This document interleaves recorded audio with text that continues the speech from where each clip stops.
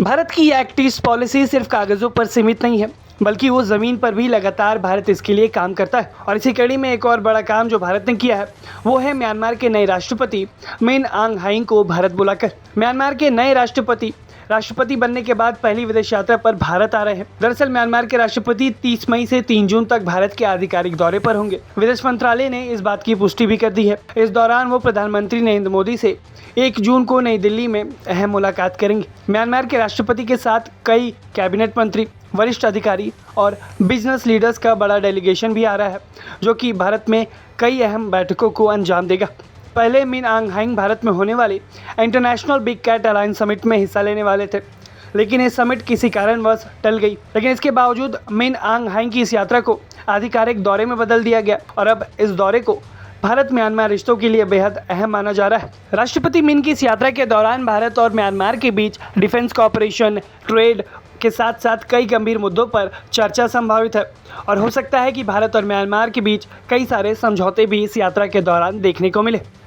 Myanmar Bharat के लिए सिर्फ पड़ोसी देश नहीं है, बल्कि ये भारत की neighbourhood first, act east policy और महासागर नीति का भी बड़ा हिस्सा है। भारत और म्यांमार के बीच करीब 1600 किलोमीटर लंबी सीमा लगती है और यही वजह है कि दोनों देशों के रिश्ते सीधे तौर पर सुरक्षा और नॉर्थ ईस्ट की स्थिरता से जुड़े हुए हैं। भारत इस यात्रा को मिशन 2029 से जोड़कर भी देख रहा है, जहां हाल ही में केंद्र सरकार ने नॉर्थ ईस्ट में उग्रवाद को पूरी तरीके से खत्म करने के मिशन पर लगातार जुटी हुई है और इसके लिए जो डेडलाइन तय की गई है वो साल 2029 की है। और नॉर्थ ईस्ट में उग्रवाद खत्म करने के लिए सबसे ज़रूरी होगा म्यांमार के साथ भारत के अच्छे संबंध। नॉर्थ ईस्ट में मौजूद कई उग्रवादी संगठन लंबे समय से म्यांमार के अंदर छुपकर अपने कैंप चलाते हैं और जैसे ही भारतीय सुरक्षा एजेंसियां तेज़ कार्रवाई करती हैं, ये संगठन सीमा पार करके म्यांमार में जाकर छुप जाते हैं। और यही वजह है कि भारत के लिए म्यांमार का सहयोग बेहद ज़रूरी हो जाता है जब इन उग्रवादी संगठनों पर भारत को अपना तगड़ा एक्शन लेना है। इतना ही नहीं, हथियारों की तस्करी, ड्रग नेटवर्क और नार्को टेररिज्म के लिए भी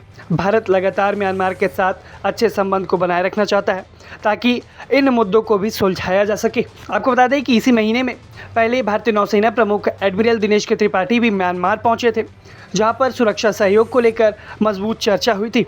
और अब खुद नवनिर्वाचित म्यांमार के राष्ट्रपति मिन आंग ह्लाइंग भारत की यात्रा पर आ रहे हैं, जो कि एक कड़ा रणनीतिक संदेश भी माना जा रहा है। क्योंकि सबसे दिलचस्प बात यह है कि नए राष्ट्रपति चीन के बेहद करीबी माने जाते हैं, लेकिन इसके बावजूद राष्ट्रपति बनने के बाद उनकी पहली विदेश यात्रा भारत में हो रही है। और अब पूरी दुनिया की नज़र पीएम मोदी और म्यांमार के राष्ट्रपति की इस मुलाकात पर टिक गई है कि आखिर इस मुलाकात से क्या कुछ बाहर निकल कर आता है, जो कि आगे चलकर पूरे पूर्वोत्तर एशिया की रणनीति पर असर डाल सकता है। आप इस दौरे को कैसे देखते हैं, हमें कमेंट बॉक्स में ज़रूर बताएं। ब्यूरो रिपोर्ट, भारत तक।